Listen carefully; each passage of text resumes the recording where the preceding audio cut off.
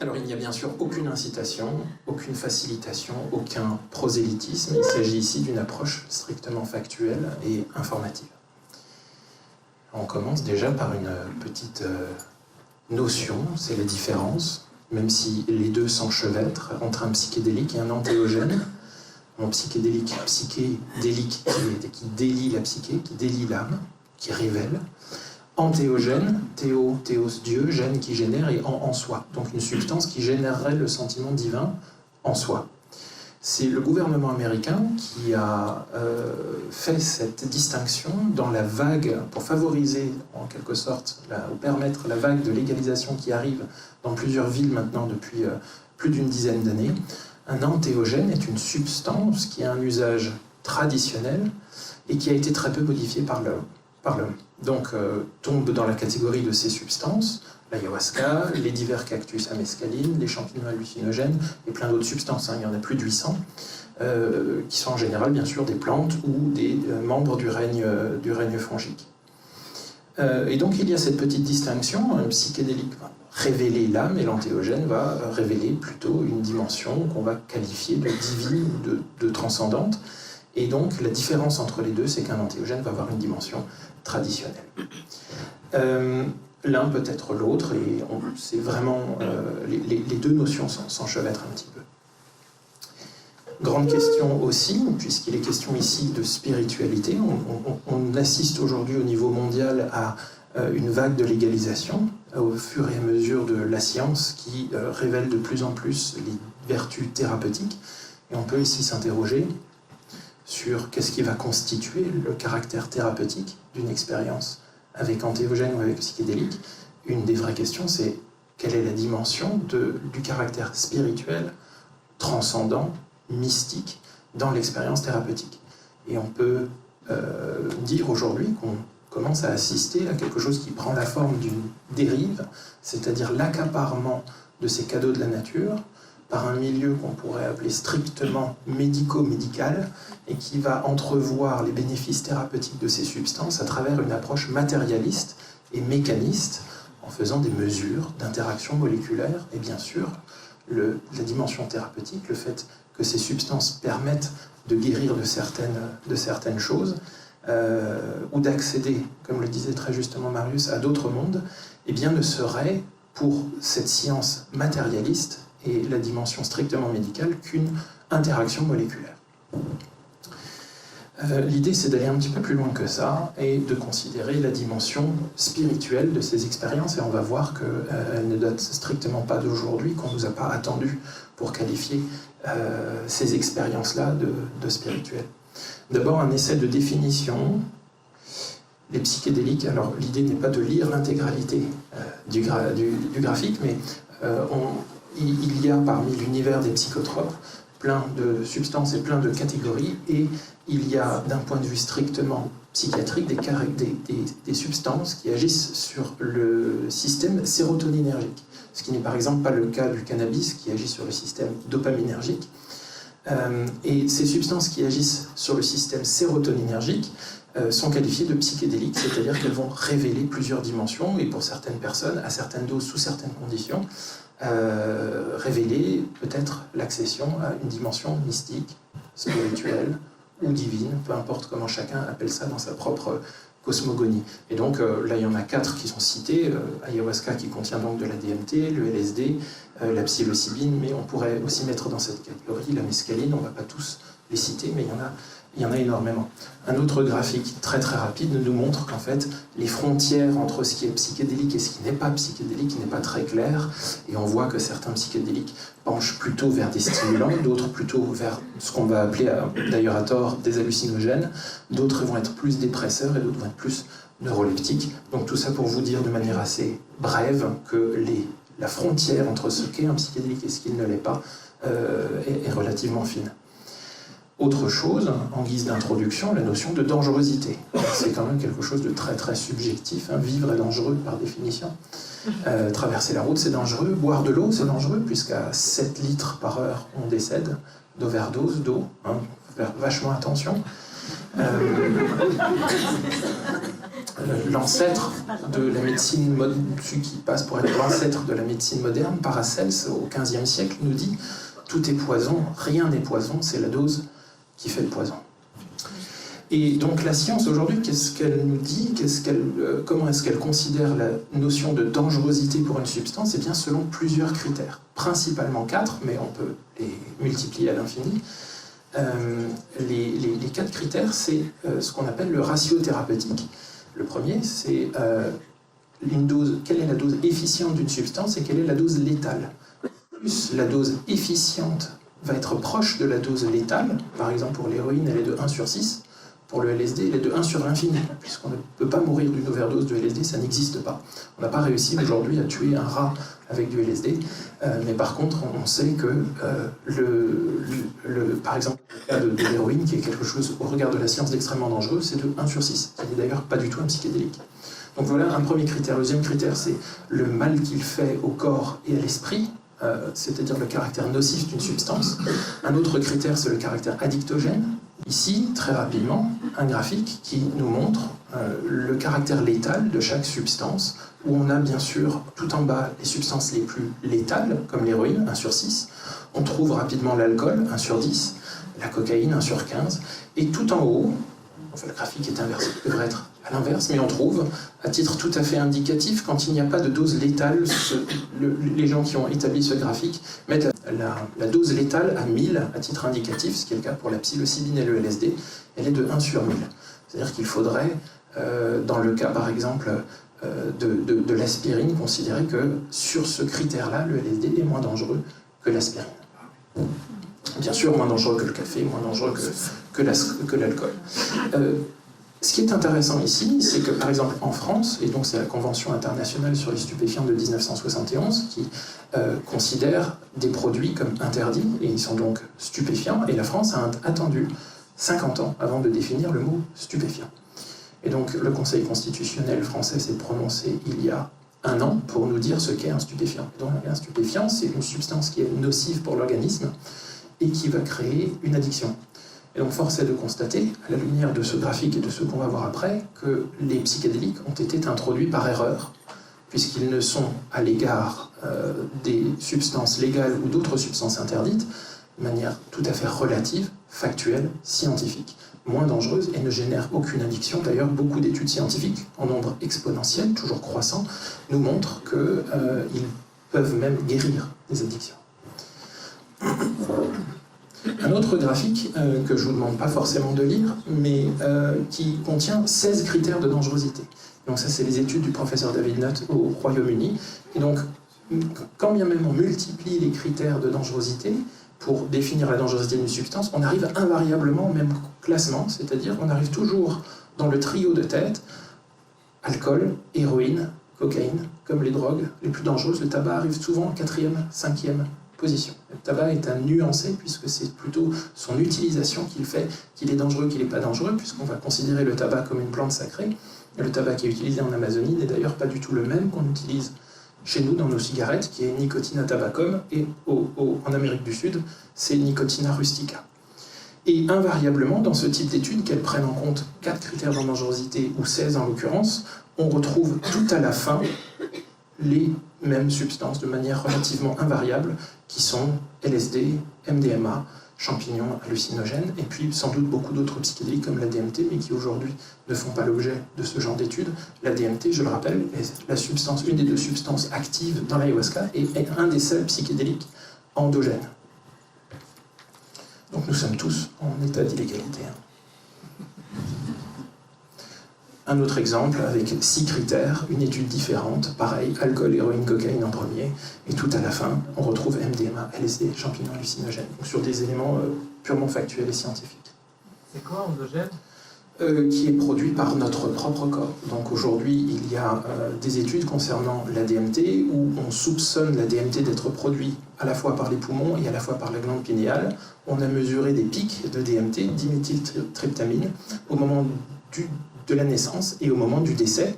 Et on a découvert récemment que la DMT avait un rôle neurogénérateur et neuroprotecteur Et donc on soupçonne que la décharge de DMT qui survient au moment du décès est là pour rallonger la vie, l'espérance de vie de quelques secondes, des fois que le cœur repartirait par exemple, puisqu'elle a un rôle neuroprotecteur et qui protège donc les neurones d'une potentielle hypoxie.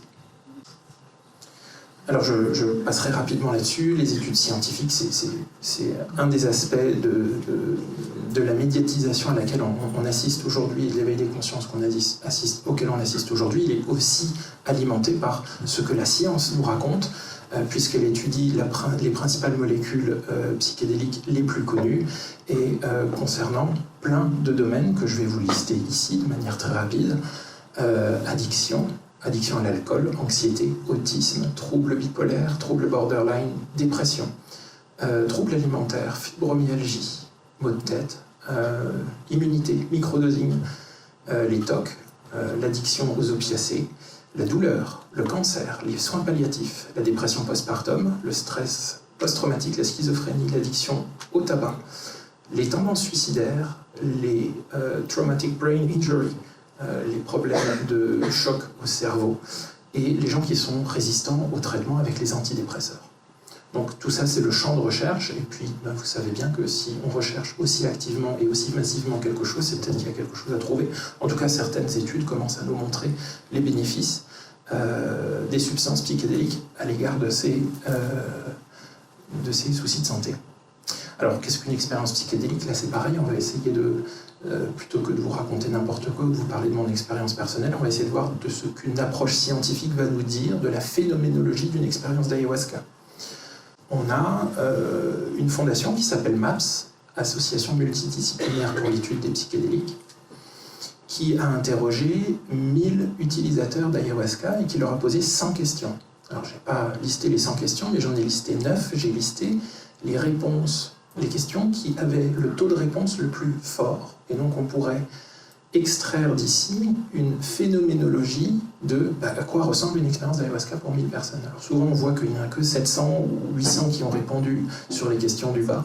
Néanmoins ça nous donne un aperçu relativement intéressant. Donc, quand on leur demande, à chaque question on demande est-ce qu'ils sont fortement en désaccord, est-ce qu'ils sont neutres, est-ce qu'ils sont d'accord ou fortement d'accord. Et donc on arrive à des pourcentages de réponses, et quand on leur demande est-ce qu'une expérience d'ayahuasca change la vie, on a 22 plus 62, à peu près 84% des gens qui disent oui, donc ils sont entre d'accord et fortement d'accord. Est-ce que c'est une expérience mystique, c'est-à-dire qui permet l'accès à quelque chose qui nous dépasse, comme le transcendant, ce petit concept sur lequel chacun va mettre le mot qu'il souhaite? On arrive à 87% de gens qui considèrent l'expérience comme mystique. Pareil, à peu près 83% que l'expérience est visuelle. Est-ce qu'elle vaut le coup? Visiblement oui, pour 92-93% des gens. Experience of amazement, donc une expérience d'émerveillement en quelque sorte, on est à plus de 74% qui considèrent que c'est fort ou extrême. Gain on insightful knowledge, le gain ou l'apport, est-ce que l'expérience nous apporte un savoir ou une connaissance? Eh bien, on a 76% des gens qui répondent entre fort et extrême. Et puis enfin, la conscience de la présence de vie dans toutes les choses, on a 67-68% qui répondent entre fortement d'accord et extrêmement d'accord avec cela. Donc ça nous donne un aperçu purement phénoménologique de ce qu'une masse suffisamment importante d'expérimentateurs retire de cette expérience. Alors pour essayer de cartographier l'expérience, encore une fois, on a Olivier Chambon en France, qui est un des fers de lance de ce mouvement-là, qui va considérer que la dimension psychédélique n'est pas qu'une dimension strictement médicale, ou strictement thérapeutique, ou strictement matérialiste, mais va beaucoup plus loin, c'est-à-dire qu'elle nous permet d'accéder, comme le disait Marius ou Yann Kounen dans son documentaire, que je vous invite tous à regarder, d'autres mondes. Tentative de cartographie qui va classer, donc Olivier va classer en 6 niveaux, le niveau d'élargissement de l'expérience psychédélique. Le 1, c'est l'état dans lequel on est maintenant, sauf si quelqu'un est déjà complètement perché. Le 1', c'est l'accès, c'est un état modifié de conscience qui est l'accès à son inconscient personnel. Le 1', on pourrait considérer qu'on y accède pratiquement toutes les nuits, sinon toutes les nuits sans exception, puisque c'est le rêve. Le 2, on est dans quelque chose de collectif. C'est-à-dire que certaines personnes qui vivent des expériences psychédéliques qui vont être considérées comme modérément intenses vont avoir accès à quelque chose, à des images, à des messages, à des rencontres, mais avec lesquelles ils ont beaucoup de mal à faire sens. Eh bien, l'interprétation ici qui est apportée par le docteur Olivier Chambon, qui est psychiatre et psychothérapeute, c'est qu'on accède à une dimension archétypale, universelle et donc collective de notre espèce, en fait. Donc on accède à des symboles qui ne nous appartiennent pas forcément à nous et à notre vécu expérientiel personnel, mais au vécu, par exemple, de notre culture, de notre famille, de notre espèce, de notre pays, pour l'inconscient collectif, qu'on va rencontrer, par exemple, en 2 primes, où on a une dimension qui est beaucoup plus inconsciente de la collectivité. Et puis en 3, on arrive dans cette zone que les gens vont appeler Dieu, derrière laquelle on va mettre énormément de concepts et de mots. On va pouvoir aussi appeler âme, à laquelle on va prêter une individualité, par exemple. Et puis après, en 3 primes, on arrive à quelque chose qui est beaucoup plus dissolutif, où il n'y aura plus de différenciation sujet-objet. Ce n'est qu'une tentative de cartographie, on n'est pas bien sûr dans la vérité, hein, mais en tout cas dans une approche dogmatique de la chose, mais en tout cas ça nous permet de voir qu'il y a plusieurs gradations dans l'expérience antéogène ou psychédélique. Le cœur de la conférence, je vérifie le timing, c'est la sagesse interdite. Alors, l'histoire de la sagesse interdite, des gens disent que l'histoire a été écrite par les vainqueurs. Eh bien, visiblement, en tout cas c'est ce que je pense, quand on souhaite maintenir sous contrôle une population à des fins tout à fait positives, hein, puisqu'il le faut, on exclut ce qui va permettre l'éventuelle émancipation ou l'éventuelle indépendance d'esprit. Et on va découvrir que sur des éléments extrêmement factuels, il existe des choses qui ne font pas partie du manuel scolaire. Alors ça commence dans la préhistoire et au chamanisme, à une époque où nos congénères n'avaient pas le même mépris que nous avons aujourd'hui pour les substances qui viennent modifier la conscience. Là, une petite parenthèse, quand on parle de drogue, quand on parle de psychotropes, on parle d'une altération de la conscience, mais on ne parle pas forcément d'une diminution, d'un rétrécissement de la conscience. Pour ce qui est des psychédéliques et des antéogènes, on parle d'un élargissement de la conscience. On pourrait ici s'imaginer le cerveau comme un filtre, et ce cerveau, Marius parlait du mode réseau par défaut, est là pour filtrer les informations et nous permettre de considérer l'existence et de permettre d'interagir de manière intelligible avec nos congénères et nous considérer comme séparés les uns les autres. Dans un cas d'élargissement de conscience, on pourrait imaginer que ce filtre fasse un petit peu moins son travail, les imageries médicales montrent que la connectivité dans le cerveau est accrue et que nous avons de fait accès à un champ informationnel un petit peu plus large, qu'on pourrait aussi appeler transpersonnel, c'est-à-dire qui dépasse le cadre de notre ego, de notre interface d'intermédiation avec la réalité. Dans l'art pariétal, ce qui est intéressant, c'est qu'à travers le monde, on constate une certaine transversalité, une transculturalité des motifs, quelles que soient, pour ainsi dire, les époques et les lieux, parfois même très éloignés. Ici, on en a un exemple. Et les spécialistes de cet art-là considèrent aujourd'hui que dès lors qu'on a une dimension abstraite de ces motifs rupestres, c'est une tentative de consignation de l'expérience psychédélique. Donc parfois, on voit des spirales, parfois on voit des bonhommes avec des têtes de champignons. Quand ces choses-là sont beaucoup plus abstraites, elles sont considérées aujourd'hui, il y a un consensus qui se dégage pour considérer que c'est une tentative de consignation d'expériences transcendantes à une époque où on peut aisément s'imaginer que les psychotropes, c'est-à-dire que les plantes non seulement qui viennent restreindre mais aussi élargir le champ de conscience, faisaient partie du bol alimentaire. On peut difficilement s'imaginer qu'on voulait nourrir son corps sans nourrir son esprit quand on avait besoin d'un esprit aiguisé pour aller notamment se nourrir. Un autre exemple, sur des travaux relativement récents, c'est ce que je vous disais, hein, c'est l'homme à la tête champignon, où on peut s'imaginer que c'est une tentative de représentation d'état élargi de conscience, et on retrouve, alors il y en a beaucoup plus que ça, hein, notamment en Amérique du Sud, mais et en Amérique centrale, mais on trouve ici une similarité, une transversalité entre la Tanzanie et l'Australie, qui est supposément à moins 15 000 la représentation la plus ancienne d'une expérience psychédélique. On retrouve ça également en Algérie, où on a ceci, plateau du Tassili, qui est daté à en moins 7000, et les bonhommes champignons en dessous, qui portent eux-mêmes des champignons, qui ont l'air de bien s'amuser, se trouvent au même endroit.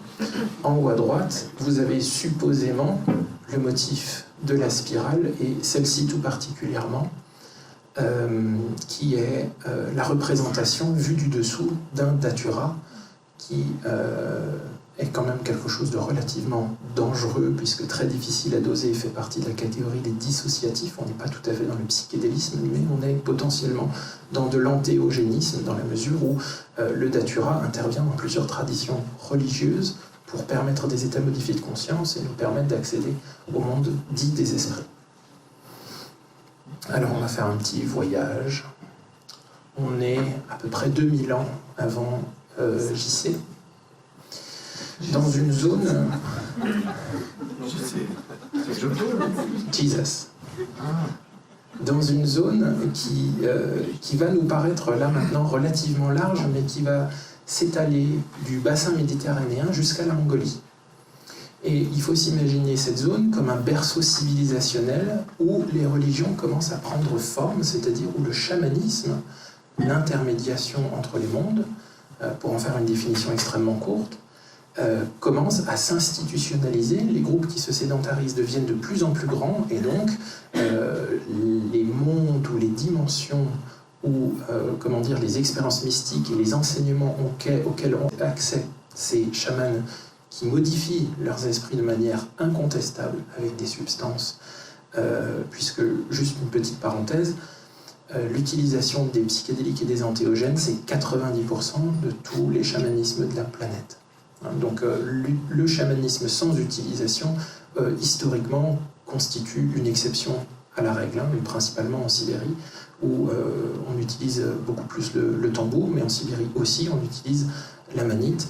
On pourra revenir sur ce point-là un peu plus tard. Et donc je disais une zone qui paraît relativement grande aujourd'hui, bassin méditerranéen, en passant par le Moyen-Orient, aujourd'hui qu'on connaît sous l'Iran, et le milieu de la Mongolie, où on avait principalement, à cette époque, deux grandes religions, qui sont le zoroastrisme au Moyen-Orient, en Iran, qui a un livre sacré qu'on appelle l'Avesta, dans lequel il y a un sous-livre, le Yasna. Donc ils ont aussi leur best-of d'œuvres littéraires, comme la Bible. Et on a une autre religion dans le nord de l'Inde qui s'appelle le védisme, et leur livre à eux, c'est les Védas, et à l'intérieur, on a les Rig Védas. Et le point commun entre ces deux religions, c'est qu'au centre de la religion, on a un personnage qui avale un breuvage, une décoction de plantes, et qui reçoit des enseignements divins, et qui rencontre, supposément, selon la mythologie de la religion en question, le divin. Et donc on a, à travers le Rig Veda et à travers le Yasna dans le zoroastrisme, au centre de ces religions, la fondation de la religion et du contact avec le divin par l'ingestion d'un psychédélique ou d'un antéogène. L'identité, alors pour le védisme en Inde, ça s'appelle le soma, c'est devenu un peu plus tard l'amrita dans le bouddhisme, et au Moyen-Orient, en Iran, on a haoma. On peut se rendre compte de la proximité phonétique des deux, et aujourd'hui les spécialistes s'écharpent encore pour déterminer l'identité de ce breuvage qui était considéré, selon les sources qu'on en a, de plusieurs plantes. Alors, certains considèrent que le candidat idéal serait la manite, d'autres considèrent que c'est les champignons à psilocybine, tout ce qui est du genre psilocybe. D'autres considèrent que ce sont des anahuasca, c'est-à-dire des breuvages à la composition similaire à l'ayahuasca, mais avec des plantes endémiques, qui est personnellement l'hypothèse vers laquelle je penche un petit peu plus. Néanmoins, on a trouvé des preuves tout à fait factuelles où on a découvert une tapisserie au Moyen-Orient avec des cérémonies où le champignon était au centre. Et donc aujourd'hui, on a 2 exemples dans l'histoire sur l'usage du champignon à des fins religieuses et ritueliques pour nous relier à ce que ces religions appellent le divin. Et je vous parlais du bassin méditerranéen, puisqu'à la même époque, on a ce qu'on appelle les cultes à mystère, donc qui s'étalent de supposément l'Espagne jusqu'à la Turquie, mais le centre névralgique de ces cultes à mystère, c'est la Grèce. Alors il faut s'imaginer l'Empire grec non pas comme un pays immaculé où tout se passe bien, c'est plutôt un conglomérat de cités-États qui se font la guerre les unes envers les autres.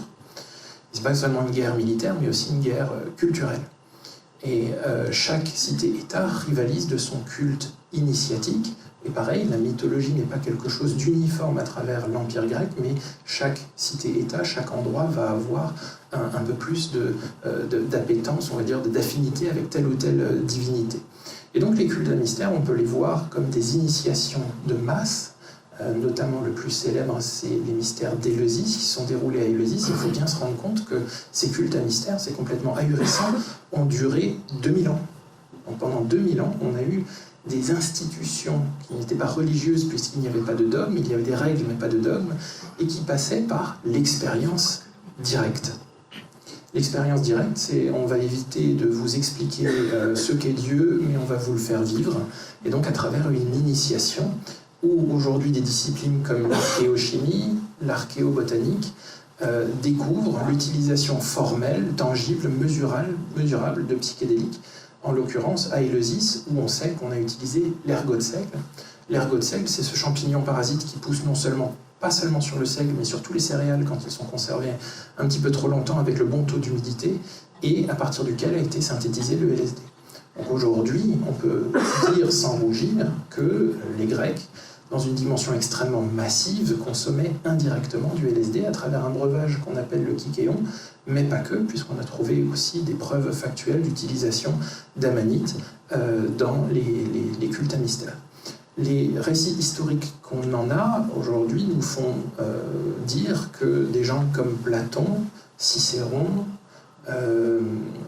Marc Aurèle, Théodose, Constantin, la plupart des empereurs romains y sont passés, et les spécialistes aujourd'hui nous disent que l'estimation du nombre de personnes qui sont passées par Éleusis uniquement dépasse le 1 million.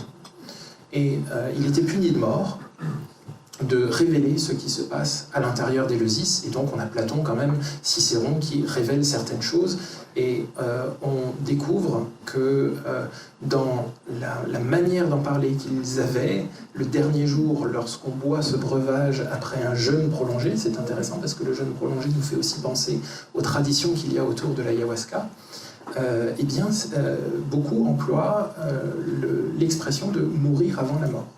Ce serait supposément faire une expérience d'abolition de l'ego, donc du mode réseau par défaut qui s'efface, et qui laisse donc l'accès libre à quelque chose de beaucoup plus collectif, de beaucoup plus transcendant, où l'on découvrirait supposément une dimension beaucoup plus spirituelle, universelle.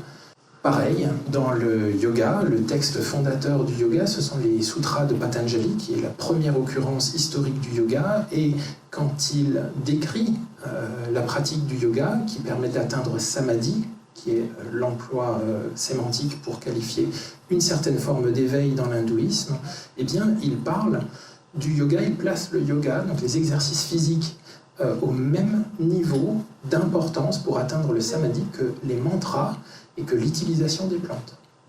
Donc, pareil, on a certains écrivains qui remettent un peu le yoga, on va dire l'église au milieu du village, et qui nous disent, en l'occurrence, aucune exploration du yoga et de la méditation ne serait complète sans un regard sur l'ancienne tradition de plantes et d'herbes sacrées, qui, selon beaucoup, sont à l'origine de l'expérience religieuse et de la spiritualité. C'est un peu le postulat que je défends dans le livre « La sagesse interdite », puisqu'on a une omniprésence, quand on regarde bien, des plantes psychédéliques et antéogènes dans les grandes religions. Donc on l'a vu maintenant pour le zoroastrisme, le védisme qui est l'ancêtre du brahmanisme, puis de l'hindouisme. Et dans l'hindouisme, il faut se replacer dans une époque où on ne différenciait pas le champignon des végétaux. On n'avait pas la nomenclature qu'on a aujourd'hui. Le champignon ne faisait pas partie d'un règne à part, c'était un végétal puisqu'il sort de terre. Et on le voit ici, il n'y avait pas de mot en sanskrit pour dire champignon. On disait parasol. Et très nombreuses sont les représentations où on voit les divinités avec des parasols. Donc ça laisse en suspens la question, pourquoi est-ce qu'ils avaient tellement besoin de se protéger du soleil alors qu'ils étaient des dieux ? On le voit ici, alors c'est un petit peu plus flou, mais très nombreuses sont les représentations de divinités dans le tantrisme, le brahmanisme, le védisme, l'hindouisme, le bouddhisme, en compagnie de champignons qui ont des formes extrêmement suspectes, puisqu'elles sont tous particulièrement élancées comme le champignon à psilocybine. On ne va pas passer trop de temps là-dessus. Par contre, dans la Bible, alors ça c'est relativement intéressant, on a plusieurs épisodes dans la Bible qui, quand on les regarde avec un œil un peu moins crédule ou un peu moins religieux, on peut s'interroger sur le caractère quand même extrêmement étonnant de certaines expériences. Il n'y a qu'à ouvrir la Bible et regarder Ézéchiel. Là c'est une représentation d'Ézéchiel qui nous explique qu'il voit des roues de fer descendre du ciel, des êtres avec 4 visages et 4 paires d'ailes en sortent, et commencent à communiquer télépathiquement. Plusieurs personnes, notamment des universitaires de Tel Aviv qui travaillent beaucoup sur ce sujet, sur la réinterprétation de la Bible, considèrent qu'Ézéchiel était sévèrement perché. C'est le même cas, la même considération qu'on pourrait apporter à la révélation de Moïse sur le mont Sinaï, qui reçoit les 10 commandements de Dieu, donc le mec voit quand même Dieu, hein, et puis à côté de lui on a un buisson ardent qui fait de la fumée forcément, hein, et donc là aussi on peut s'interroger de l'omniprésence de l'acacia dans la Bible. Il y a beaucoup d'acacias différents et certaines acacias qui font partie de la famille des Mimosacées sont les plantes qui contiennent le plus de DMT sur Terre. Et l'acacia est la plante qui est citée le plus grand nombre de fois dans la Bible. Elle est citée 23 fois dans la Bible. L'Arche d'Alliance est constituée d'acacia. Le cercueil d'Osiris est constitué d'acacia, et quand il descend le Nil, il s'échoue contre un arbre qui est un acacia. Dans la Bible, on a 204 plantes. Sur ces 204 plantes qui sont traduites dans l'Ancien Testament, qui sont traduites de l'hébreu, et dans le Nouveau Testament traduit du grec,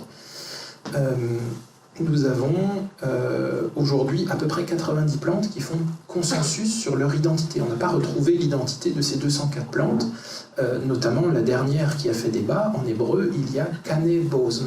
Et Kanebosm, depuis toujours, pour la traduction en français, c'est de la canne. Et la canne, c'est ce roseau, très grand roseau qu'on voit au bord de nos plans d'eau.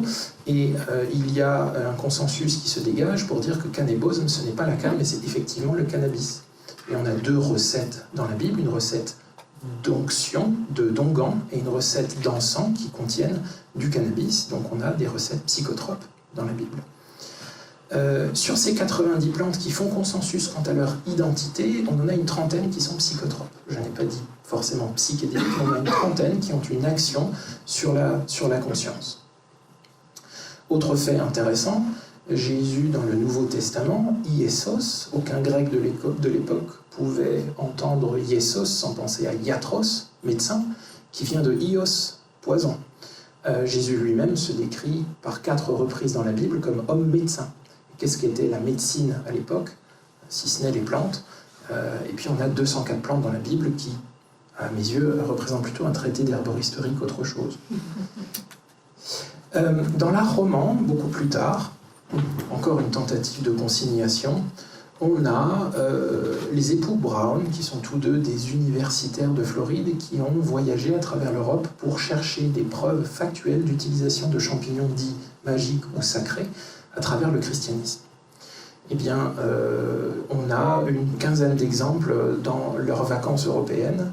Et ici, on est à Nohant-Vic, en Indre-et-Loire, où on a la représentation de la Seine, et on voit que dans chaque ourlet des apôtres est dessiné un champignon.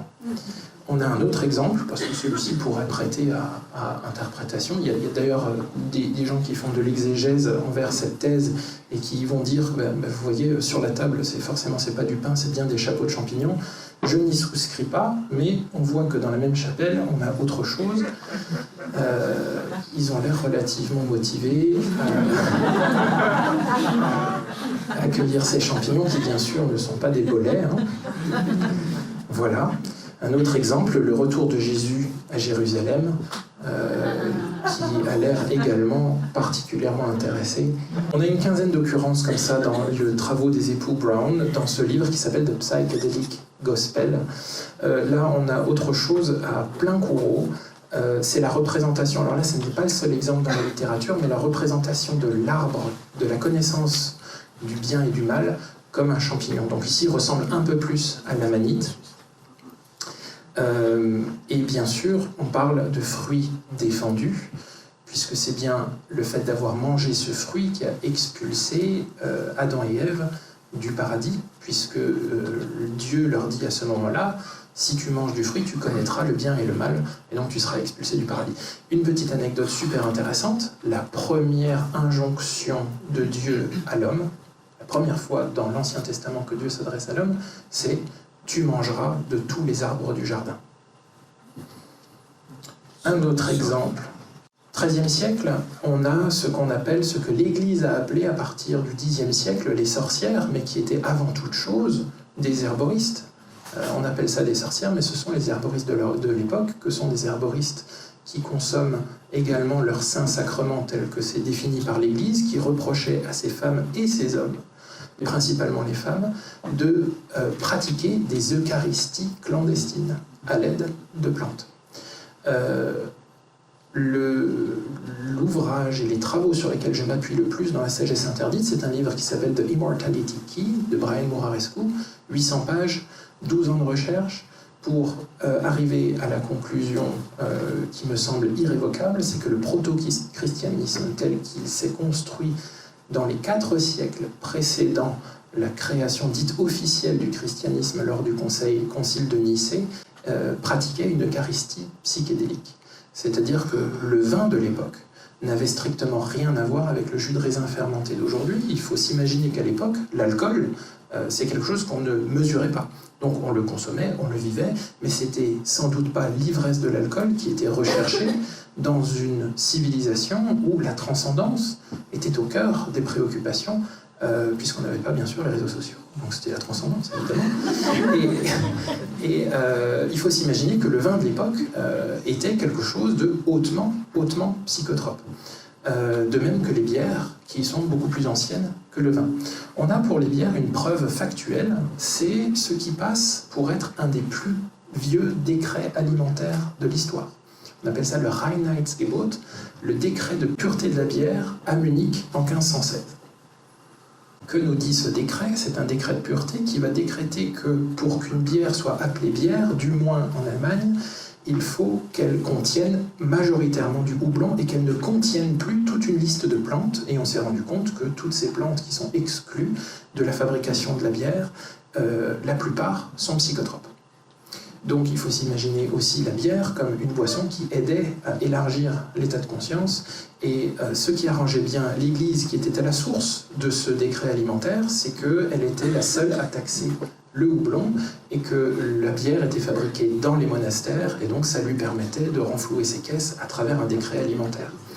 On peut aussi s'interroger sur le fait que les bières étaient principalement brassées par les trappistes, par les moines dans les monastères et qui passaient leur journée à faire des enluminures et à nous dessiner des anges et des démons. C'est quelque chose qui peut soulever quand même un certain questionnement lorsque ces bières contenaient des plantes qui modifiaient les états de conscience.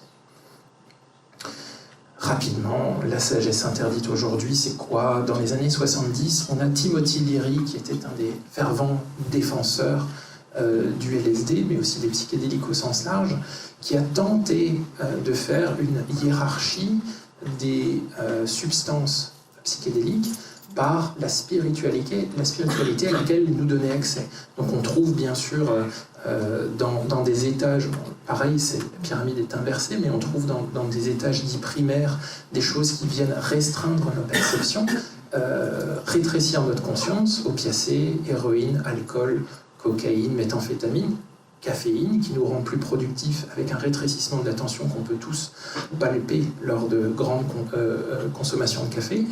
Et puis, plus on arrive vers des considérations spirituelles, comme la béatitude, la conscience du corps, ou communication télépathique, existence perçue comme une unité, on arrive dans des considérations psychédéliques auxquelles nous donne accès le champignon, les peyotes, le LSD, et puis tout en bas, on va dire dans la conception de Timothy Leary, les substances qui vont donner l'expérience spirituelle la plus indéniable, on arrive à kétamine, DMT et des LSD à forte dose. Un bref passage sur les 5 facteurs qui influencent l'expérience psychédélique. On parle toujours de set and setting. Le setting étant l'environnement dans lequel vous le faites. Est-ce que vous le faites dans un concert de métal ou est-ce que vous le faites chez vous avec votre chat? C'est quelque chose de très différent. Le set, c'est l'état intérieur. Est-ce que vous êtes déprimé, angoissé ou est-ce qu'au contraire, vous êtes tout à fait ouvert à l'expérience et bien calme? Est-ce que vous sortez d'une heure de méditation, par exemple? On oublie de parler de la substance elle-même. C'est-à-dire qu'aujourd'hui, moi j'aime bien dire que ces substances ne sont pas illégales parce qu'elles sont dangereuses, elles sont dangereuses parce qu'elles sont illégales. Parce que de leur illégalité, on n'est jamais sûr de ce qu'on a en main, pour les gens qui oseraient transgresser la loi, évidemment. On n'est jamais sûr de ce qu'on a en main, et donc en cela, de par l'illégalité, réside un réel danger, puisque ces substances ne sont pas contrôlées. On a aussi la notion de la dose, c'est-à-dire qu'une expérience n'est absolument pas la même en fonction d'une dose X, 2X ou 3X ou 4X. On a une variabilité quasiment infinie, une nuance infinie de la qualité de l'expérience. Et enfin, la matrice, qui est en fait le cadre culturel duquel provient ou dans lequel évolue l'expérimentateur. Quelqu'un qui va faire, que sais-je, sa première expérience de LSD, mais qui a grandi toute sa vie où on lui assène cette rumeur urbaine qu'on a tous déjà entendue. Si tu prends du LSD, tu te jettes par la fenêtre. Si tu prends du LSD, tu es addict à vie, et puis tu mettras accessoirement ton chat dans le micro-ondes. Tout ça, ce sont des rumeurs qui ont la peau dure, qui ont été mises en place dans les années 70, notamment par l'administration Nixon, qui en parlait en ces termes-là. Et donc, la matrice, c'est-à-dire le cadre culturel duquel l'expérimentateur provient, va influencer également sur l'expérience. Imaginez quelqu'un qui prend pour la première fois du LSD, mais qui est convaincu qu'il ingère un poison, eh bien, à cause de son background, de son bagage culturel et éventuellement familial, va avoir une toute autre perception de l'expérience du LSD, de ce que ça va lui apporter, qu'une personne qui aura lu, par exemple, La sagesse interdite, ou tout autre livre sur les psychédéliques, qui vont lui expliquer de la dimension, lui présenter l'hypothétique dimension profondément thérapeutique et spirituelle de la substance. Donc voilà, on a 5 exemples.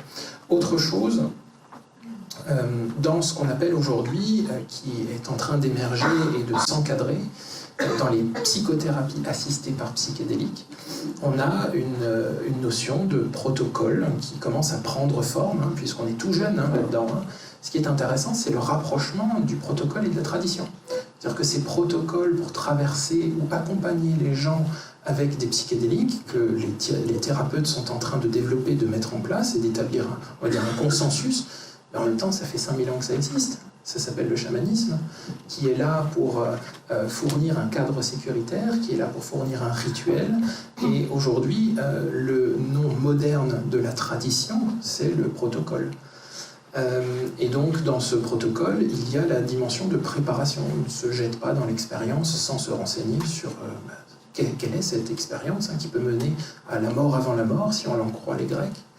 Et puis, il y a aussi aussi important que l'expérience, sinon plus important que l'expérience elle-même, c'est la notion d'intégration. C'est-à-dire que durant l'expérience, souvent, comme on l'a vu dans la phénoménologie de l'expérience avec l'ayahuasca, on vit des choses qu'on ne peut pas mettre en mots, qui sont complètement hallucinantes et qui peuvent remettre en question notre perception de la réalité, notre conception de la réalité. On ressort de l'expérience et puis il nous manque les mots, il nous manque le sens, et donc le travail d'un psychothérapeute ou d'un spécialiste ou d'un accompagnant, c'est de procéder à cette mise en mots, cette mise en relief, et ça ne se fait pas seulement au niveau mental, ça se fait au niveau émotionnel, qu'est-ce que j'ai traversé comme émotion, ça se fait au niveau physique, qu'est-ce que j'ai senti dans mon corps, comment je me sens aujourd'hui, au niveau énergétique, au niveau spirituel, au niveau écologique et au niveau relationnel. Donc l'intégration, on ne le dit jamais assez, mais forcément c'est interdit, donc on ne va pas en parler. C'est quelque chose d'aussi important, et j'aime bien cette petite image pour illustrer l'importance de l'intégration. Je ne sais pas si tout le monde voit, mais on a un monsieur courageux qui essaye de clouer les vagues, et donc les vagues représentent le langage, et j'aime beaucoup cette image puisqu'elle peut représenter, c'est un mème internet, elle peut représenter notre vaine tentative d'essayer de faire du sens avec quelque chose qui dépasse le sens, qui contient le sens, puisqu'on supposément on accède à ce que certaines personnes vont appeler la conscience, la grande conscience, qui est ce dont nous sommes tous en train de faire l'expérience maintenant, et duquel nous sommes séparés par une interface qu'on va appeler l'ego. J'aime beaucoup cette image-là aussi, alors je me suis dit, je vais vous l'offrir. Je ne vais pas tout vous raconter concernant la sagesse interdite, puisque je vais faire une dédicace après et essayer de vous intéresser avec ce sujet. Mais je développe plusieurs spéculations qui font beaucoup de sens pour moi. Je vais vous en partager une. Aujourd'hui, on est en train de créer des dimensions inférieures à la nôtre. On crée des jeux vidéo, on est toute la journée dans une dimension sous-jacente à la nôtre et qui devient de plus en plus réelle, de plus en plus obsessionnelle, qui va prendre tout notre champ de conscience. Et c'est le cas notamment des jeux vidéo qui deviennent de plus en plus immersifs. On assiste maintenant à des jeux de réalité virtuelle. Et la qualité d'un jeu vidéo, dont le but est de nous distraire et de nous faire du bien, et de nous permettre d'accomplir des choses qu'on ne peut pas accomplir ici, comme voler dans les airs ou tuer des gens, par exemple, ces jeux vidéo-là vont avoir une dimension qualitative et rentabiliste à la mesure de leur degré de réalisme et de leur degré d'immersivité. Et donc plus on avance, plus c'est immersif. Maintenant, on est en train, depuis plusieurs années déjà, d'adjoindre à ces expériences purement visuelles et auditives de jeux vidéo des costumes qui vont nous permettre d'avoir des sensations. On peut imaginer, d'ailleurs il y a un film de Steven Spielberg qui est très intéressant à ce sujet, qui s'appelle Ready Player One, ou qui montre une situation dystopique où les gens sont allés se perdre dans des univers parallèles, dans des jeux vidéo, et gagnent leur vie à travers des jeux vidéo qui sont complètement immersifs. Eh bien, j'aime beaucoup cette hypothèse pour dire que nous sommes déjà dans la réalité sous-jacente d'une réalité qui était supérieure à la nôtre et qui avait besoin de créer une simulation pour pouvoir expérimenter un autre niveau de réalité. Donc on imagine notre plan de réalité, la création de mondes sous-jacents à travers des univers virtuels dont d'ici quelques décennies nous ne ferons plus la différence. Eh bien l'idée, à ce moment-là, ce sera peut-être de remonter vers nos créateurs pour avoir un sens accru de la réalité. Eh bien les psychédéliques sont peut-être ces programmes informatiques qui nous aident à sortir de notre réalité pour remonter vers une dimension qu'on va qualifier de créatrice. Dans tout programme informatique et dans tout jeu vidéo, il y a quelque chose techniquement qu'on appelle un Easter egg, pour les gens qui sont familiers avec le monde des jeux vidéo ou le monde informatique. L'Easter egg, c'est cet œuf de Pâques, c'est ce petit secret qu'on a dans les jeux vidéo qui nous permettent de sauter des mondes ou de voir directement la fin du jeu vidéo, de sortir du jeu vidéo. Eh bien, moi j'aime bien cette petite spéculation personnelle qui consiste à dire que la DMT est l'Easter egg de notre réalité à nous. Et ça reboucle tout à fait, ça fait beaucoup de sens avec les bouddhistes par exemple, qui nous parlent de plusieurs empilements de strates, plusieurs empilements de dimensions dont il s'agirait de remonter, et c'est ce qu'on appelle l'éveil, c'est remonter aux dimensions dites supérieures qui englobent la nôtre et dont la nôtre n'est qu'une émanation. Et puis voilà, je termine par des citations, des déclarations qui me tiennent à cœur. Nous avons quand même 2 prix Nobel de chimie qui ont dédié leur prix Nobel au LSD. On a Francis Crick qui a découvert la structure hélicoïdale de l'ADN, qui a reçu le prix Nobel pour ça dans les années 60, et qui déclare à un journaliste, quelques semaines après, qu'il était perché sous LSD lorsqu'il a vu la structure hélicoïdale de l'ADN. Alors j'utilise le mot perché, mais en fait il était en état de conscience élargi. On a également Karim Ulysse, qui a reçu le prix Nobel de chimie pour avoir découvert la PCR, qui est donc cette technique de réplication de l'ADN qui sauve des millions de vies. Et il déclare: aurais-je découvert la PCR si je n'avais pas pris de LSD? Je ne sais pas, j'en doute sérieusement. Et puis deux autres citations. On a Albert Hofmann, celui qui a découvert et synthétisé le LSD en 1938 et qui a fait le premier trip de LSD de l'histoire en 1943. Et puis une autre que j'aime bien, qui est de mon auteur favori, qui est Terence McKenna. Comment s'informer? J'ai mis ma bibliographie principale, celle qui m'inspire le plus, et bien sûr le documentaire Netflix, Voyage aux confins de l'esprit, qui est un chef-d'œuvre pour moi et qui va brosser 4 substances d'un point de vue assez rationnel finalement. Et voilà, place aux questions.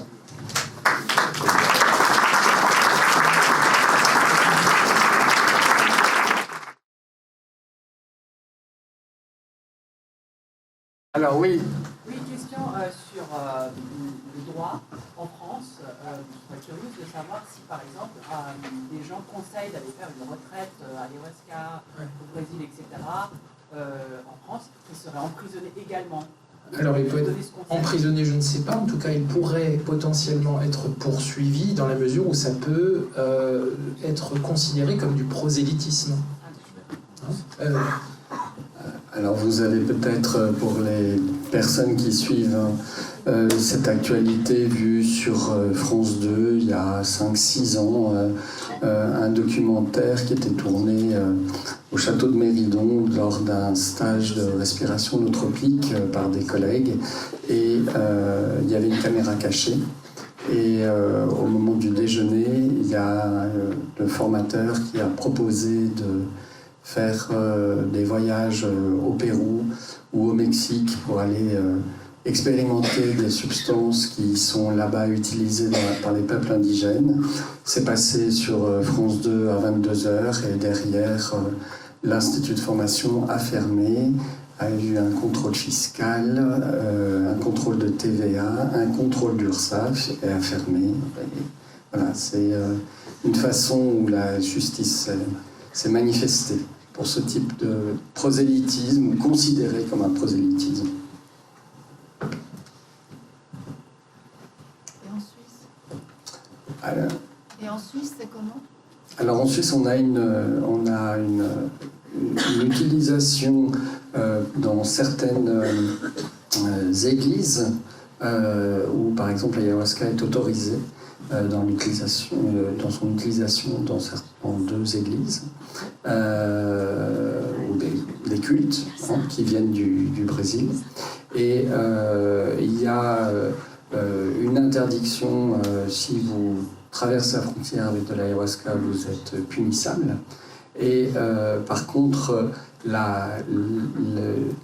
le fait de parler est aussi puni si vous faites l'apologie de ce qui va être considéré comme une drogue. Maintenant, aujourd'hui, ce qui est très intéressant, c'est cette distinction entre entéogène et psychédélique. On le voit dans l'État d'Oregon aux États-Unis, par exemple, où on peut justement, de façon légale, utiliser des substances telles que la mescaline ou la psilocybine. Et le fait que l'on puisse aujourd'hui aller dans certains pays, je pense qu'il y a une tolérance aujourd'hui qui fait qu'on parle, on le voit bien dans la presse, on voit bien qu'il y a une ouverture.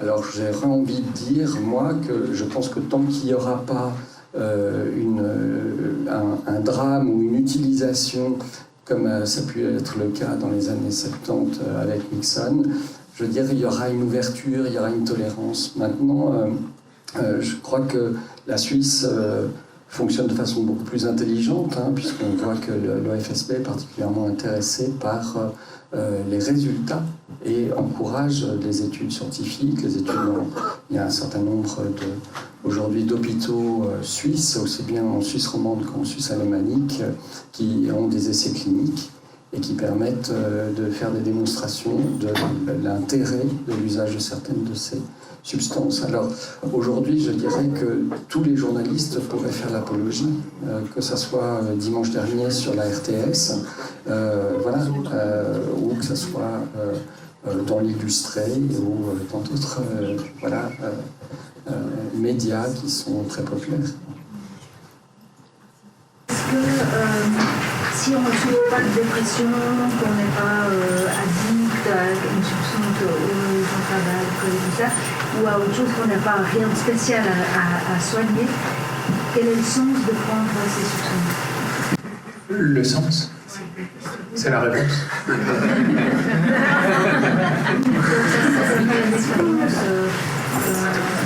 Pas dans le but de soigner quelque chose.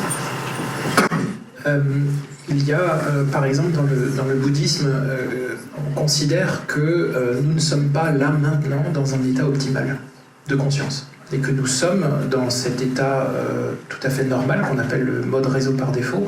Nous sommes, selon le bouddhisme, selon la doctrine, dans un état qui est déficient. Ce qu'ils appellent dans l'hindouisme Maya, l'illusion. Et donc l'idée serait, à travers... notamment, il y a un ouvrage fascinant qui s'appelle Secret Drugs of Buddhism, les drogues secrètes du bouddhisme, qui vient d'être réédité dans une édition augmentée, et à travers des pratiques méditatives, bien sûr, puisque là, j'en ai pas parlé durant cette courte conférence, mais il va de soi qu'il y a plusieurs moyens d'utiliser ces substances qui peuvent être à des fins strictement thérapeutiques, mais aussi à des fins spirituelles, méditatives. Et puis, on voit bien sûr des contre-exemples, c'est-à-dire l'interdiction de ces substances fait qu'on a une très mauvaise information, et puis il y a des jeunes, tous les soirs, qui vont se pencher sur l'ecstasy, qui vont prendre un cacheton entier, ce qui est déjà beaucoup trop, et puis au bout d'une demi-heure, ils vont se dire on sent rien, on en prend un deuxième, et puis ça finit aux urgences. Donc il y a cette manière d'utiliser, qui est une manière récréative, et il y a une manière qui prend toute sa place dans les traditions et dans les gens qui ont des conceptions peut-être un petit peu plus spirituelles, transcendantales et transpersonnelles des pratiques de ces entéogènes, qui consistent à coupler la méditation ou coupler une dimension chamanique traditionnelle avec l'utilisation des entéogènes, sans pour autant que nous ayons quelque chose à guérir. Voilà. Mais je trouve que l'idée que le bouddhisme et l'hindouisme considèrent qu'on est ici dans un état, en ce moment même, un état déficient et un état d'illusion totale quant à la nature de la réalité, pourrait répondre à la question. Merci. Je pourrais peut-être ajouter quelque chose, c'est-à-dire que ce qui est intéressant, c'est pour nous l'élargissement de conscience. Et l'élargissement de conscience, aujourd'hui, les médias, les études scientifiques orientent beaucoup sur des substances. Mais on sait très bien qu'à travers certaines expériences, on arrive à des états élargis de conscience qui sont très intéressants.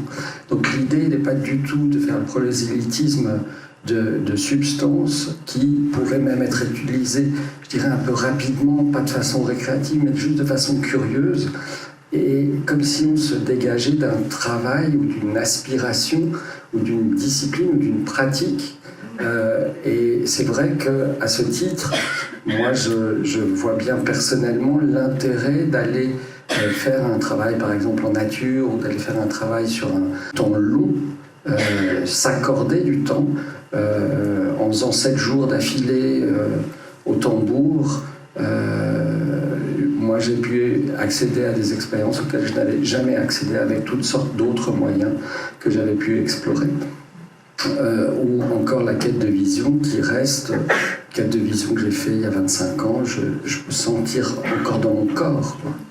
Après, j'ai aussi envie de dire, et parce que je l'avais dit publiquement dans une séance au HUG, avec le service addictologique, que je pense que s'il y a un avant et un après expérience psychédélique, C'est-à-dire que tant qu'on n'a pas fait ce type d'expérience, que ce soit une immersion en forêt ou que ce soit effectivement un voyage avec des plantes hallucinogènes ou avec des psychotropes, il y a peut-être une difficulté à savoir de quoi il s'agit si on n'a pas fait cette expérience.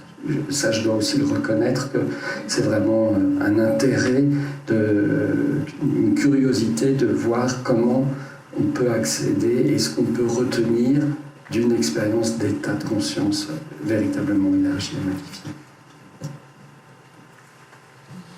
Ma question est vraiment ça. Comment tu éveilles la curiosité et comment tu défais les peurs par rapport à l'utilisation justement de l'influence? Qu'est-ce que tu pourrais dire, tu vas l'associer à toi, Stéphane, que tu pourrais dire à quelqu'un qui dit ouais, moi j'ai peur de perdre le contrôle ou j'ai peur, je sais pas, je connais pas, quelqu'un qui ne connaît pas pour éveiller la curiosité ou l'envie d'aller de ce côté-là? Alors je déconseillerais fortement de le faire. Voilà, puisque le but n'est pas d'inciter les gens, et là je parle même pas sous couvert de la loi qui dirait que je dois pas inciter les gens. Si on était entre nous, je dirais que s'il y a des peurs, il faut pas le faire. Maintenant, si cette personne est intéressée, le sujet dont il est question et le sujet qui est sur la table, si cette personne dit « je suis intéressé mais j'ai peur », c'est les peurs dont il est question. Et c'est peut-être ça, et c'est là où prend toute la dimension de ce qu'on appelle la préparation. Puisque l'idée, pour les gens qui osent franchir le pas dans leur vie, c'est surtout de ne pas se jeter imprudemment dans l'expérience. Ça nécessite une préparation extrêmement rigoureuse. Et puis, il y a autre chose que je n'ai pas évoqué dans la conférence, mais dans, par exemple, les traditions africaines avec l'iboga ou les traditions amazoniennes, il y a dans cette dimension culturelle une certaine conception qui consiste à considérer que l'expérience doit être violente et intense. En tout cas, intense. Et donc, nous avons une certaine forme d'occidentalité où nous sommes plus habitués à des valeurs comme le courage, comme la dimension initiatique de l'existence. On se perd dans le confort, et donc le fait d'aller rencontrer des expériences qui nous font transcender la perception de la réalité est terriblement déstabilisant pour notre perception occidentale du monde. Et donc, je dis souvent, et je sais que ça peut être, que c'est une position assez subversive, que aller faire une expérience en Amérique du Sud n'est pas forcément plus adapté que de faire une expérience en Europe avec un praticien qui sait de quoi il parle et qui a justement tout le cadre culturel de l'occidentalité dont nous sommes imprégnés. Je dis souvent que aller faire l'expérience de l'ayahuasca en Amazonie et tenter de comprendre de quoi il s'agit, c'est un petit peu comme prendre quelqu'un qui vit dans la forêt depuis 40 ans, le mettre dans une tour de bureau à Paris ou à Genève, et derrière un ordi lui dire « vas-y bosse ». C'est le même gouffre culturel, et ce gouffre peut créer des dégâts, d'autant plus que les traditions amazoniennes n'ont pas ce que nous avons fondamentalement besoin, n'ont pas l'intégration par la parole. Ils sont en intégration constante, c'est-à-dire leur perception de la réalité, elle est fondamentalement spirituelle. Nous sommes coupés complètement de la dimension spirituelle, en tout cas quand je dis nous, je ne parle pas forcément de nous ici, mais de 95% de la population. Et se faire catapulter dans la dimension spirituelle que proposent ces antéogènes peut être incroyablement perturbant à un point où, si l'expérience est malmenée, nous pouvons cesser de devenir fonctionnels en société. D'où l'importance extrême et fondamentale de la préparation, extrême et fondamentale de l'intégration qui consiste à faire sens avec cette expérience-là. Toute cette petite ellipse pour dire que l'idée, même en off, n'est absolument pas à l'incitation pour quelqu'un qui a peur, et qu'il existe dans ce qui commence à prendre la forme presque d'un protocole occidental dans la pratique des antéogènes et des psychédéliques, l'idée d'une progressivité à laquelle un chaman amazonien, qui n'a rien à voir avec le Dalai Lama, mais qui porte un maillot de foot, qui pète et qui boit de la bière, puisqu'on a une conception de la sagesse et des valeurs humaines qui est radicalement différente dans la forêt, qui va nous servir un verre qui va correspondre peut-être à 10 fois la dose qu'on donnerait à quelqu'un qui fait sa première expérience, parce que c'est leur manière de voir la dimension initiatique et leur manière de voir la guérison. Et donc, dans les protocoles occidentaux qui se développent, il y a la notion de progressivité, où les doses qui sont pratiquées n'ont rien à voir avec les doses qui nous font mourir avant la mort dans les cultes à mystère, dans les religions ou dans les traditions chamaniques, qui ont un tout autre rapport avec la dimension initiatique. Est-ce que ça répond? Ok. Dans le titre de votre présentation, il y a interdite. Et en fait, quand je fais le refilm de votre présentation, j'ai pas beaucoup entendu quelque chose autour de l'interdit. Pourquoi c'est interdit? Bien.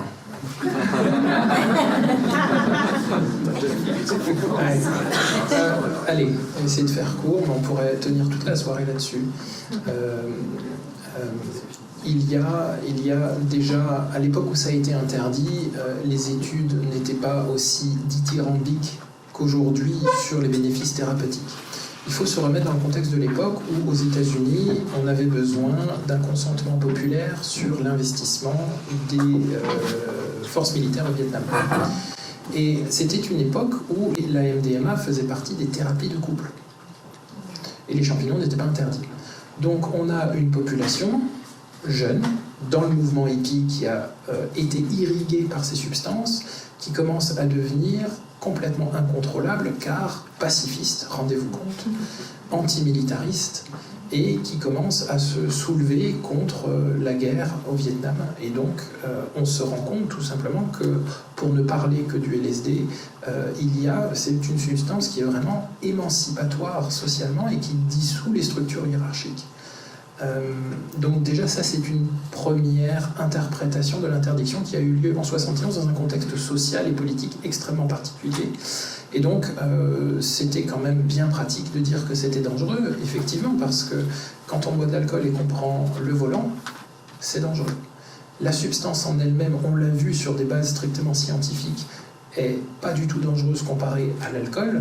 Par contre, ça ne veut pas dire que ces substances doivent être prises quand on, je dis n'importe quoi, quand on fait du sport, quand on fait de l'alpinisme ou quand on roule au volant. Donc ça a conduit à des accidents qui sont bien sûr inévitables puisqu'il y a mésusage. C'est le mésusage qui est dangereux. Et donc tout ça a, si vous voulez, alimenté la diabolisation de ces substances, d'autant plus que ces substances sont très très très fortement déconseillées pour tout terrain psychopathologique. Alors, quand bien même dans le chamanisme, on va vous dire qu'on va vous guérir une psychose, avec beaucoup d'autres choses qui vont tourner autour de l'ingestion de la substance et des durées très longues, aujourd'hui la doctrine dite occidentale qui vise à intégrer les psychédéliques et augmenter la tolérance sociale de ces pratiques, se positionne, et je trouve que c'est une bonne chose de dire que c'est strictement déconseillé pour toute personne qui est un terrain psychotique, schizophrénique, bipolaire, etc. Et pourtant, on voit dans les études que ces psychopathologies sont étudiées avec les psychédéliques pour voir quels peuvent être les bénéfices potentiels. Donc, voilà. Pour moi, en tout cas, dans mon interprétation personnelle, je ne suis pas le seul, mais l'interdiction vise à favoriser l'ordre social, puisque on se rend compte dans les petits problèmes qu'on a au quotidien, pour ceux qui ont vécu des expériences transcendantes, c'est-à-dire qui donnent accès à quelque chose de plus grand, qui vient nous faire redéfinir la nature de qui nous sommes. Par exemple, je ne suis pas Stéphane, mais avant d'être Stéphane, je suis une conscience qui est beaucoup, beaucoup plus grande. Cette interprétation-là, quand elle est vécue dans notre chair, à travers, je dis n'importe quoi, une retraite de Vipassana, ou 7 jours de tambour, ou 7 jours de jeûne dans la jungle, ou 100 microgrammes de LSD, fait que tous nos petits soucis qui nous font aller au travail et dépenser notre argent et devenir des citoyens productifs, consuméristes, ça prend une dimension très relative. Donc on n'a plus besoin d'une deuxième voiture ou de jolies cravates. Voilà ce qui peut expliquer aussi, et qui peut être aussi une interprétation quant à l'interdiction de ces substances. Et s'il pouvait interdire la méditation, il l'interdirait. Je crois aussi qu'il y a une dimension à ne pas négliger aujourd'hui, c'est que les substances, ça ne rapporte rien aux laboratoires pharmaceutiques. Et il y a un certain nombre de traitements antidépresseurs ou anxiolytiques qui ramènent des fortunes. Et si on trouve d'autres substances, ça devient des concurrents. Alors si on les maintient dans l'interdiction, on n'a pas de concurrents, ou moins. Donc je pense qu'il ne faut pas oublier cette dimension qui va aussi rentrer en ligne de compte sur l'évolution des choses. C'est-à-dire que très clairement, on peut avoir à un moment un retournement de situation vers les mouvements de légalisation qu'on peut voir se développer maintenant dans certains pays, en particulier dans certains États aux États-Unis, peut-être un retournement dans un autre pays ou en Europe pour des raisons strictement économiques. Parlant des dimensions, pendant certaines substances, on ouvre certaines portes qui, dans ces dimensions, il n'y a pas que notre conscience, il y a des autres consciences, il y a des autres choses qui vivent là-bas. En parlant des protocoles, ça laisse des choses assez méthodiques. Et puis, est-ce qu'il y a, dans ton expérience, quelque chose que tu as réussi pour protéger de certains esprits ou certaines choses qui peuvent venir quand même, venir parasiter. Comment tu vois les choses au niveau une fois le protocole et une fois de vraiment fermer l'espace pour qu'on puisse avoir cette sécurité sans être sucé par quelque chose qu'on connaît très peu. C'est quelque chose que j'explique aussi dans le livre, c'est je considère personnellement que la réalité est une expérience qui est fondamentalement subjective et qui est de nature projective. C'est-à-dire qu'on a un pouvoir, selon moi, créateur extraordinaire, c'est que ce qu'on va penser va devenir vrai. Si je pense que tous les gens sont des connards, je vais rencontrer que des connards. C'est-à-dire que je vais m'établir à moi un détecteur à connards et puis je vais le voir chez tout le monde parce que j'en ai tellement peur que c'est le premier truc que je vais voir parce que ça va m'aider à avoir raison et ça va m'aider à me tenir à l'écart de ces gens-là.